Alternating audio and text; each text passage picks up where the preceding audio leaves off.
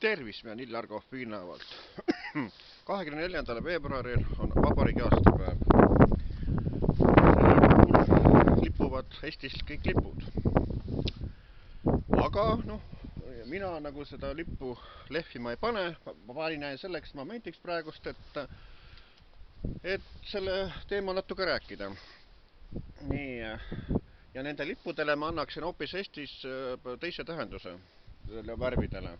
Sinine on taevas kenasti, must värv on poliitikute südametunnistus, sest poliitikud on ju sellised,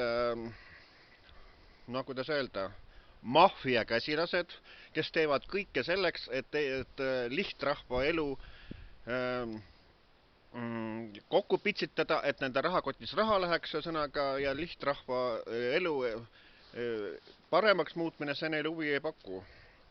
Nemad ainult oma opositsioonis ja koalitsioonis teevad sükseid seatempe ühe sõnaga, et pidevalt seda rahvale nii-öelda sitta keerata, nagu eesti keeles öeldakse. Nii et see must värv on poliitikute must südametunnistus. Ja senikaua, kuni siuksed jälle poliitilised mängud toimuvad, senikaua jääb mustaks poliitikute südametunnistus.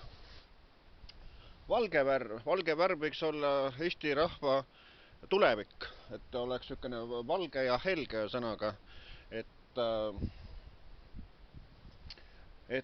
ja selleks valgeks helgeks saab see Eesti rahva tulevik siis, kui rahvas saaks otse presidenti valida, et ei oleks enam sellist poliitteatrit, nagu tehakse, eriti nagu see viimane valimise kord, kui Kersti Kaljulaidi presidendiks valiti, et see oli ikka täitsa ju hullem kui tsirkuse sõnaga, et leiti mingi tagavaranumber, kuna need kandidaadid, kes kõik eelnevalt üles olid seatud, need ükski ei kõlbanud, Riigikogus 2 korda käisid läbi, siis valijate kogus käis läbi, uues Riigikogus ja siis lõpuks Eiki Nestor soovitas Kersti Kaljulaidi üles seada ja siis see nagu lõpuks valiti presidendiks, et see on ikka ju ääretult suur idiootsus, mis nagu toimus see sõnaga. Nii et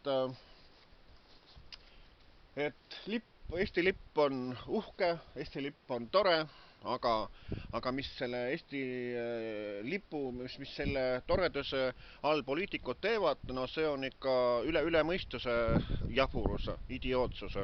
Nii et ja suisa kuritegevus võib öelda, et kui need igasugused Riigikogu katuserahad ja mis kõik tulevad ja kust need kõik tulevad, kui ravimihinnad on sellised lakke tõstetud, et haiglad saavad sentide eest, apteegist saavad mitme eurode eest, ja kui prügimajadesse korda tehtud, et inimesed sunnitakse, tambitakse, et sa pead olema prügifirma klient, saadetakse sulle igasuguseid arveid ja kui muidu ei saa kätte, siis inkassa kaudu, see asi tuleb kõik kaotada, see asi tuleb hävitada ühesõnaga.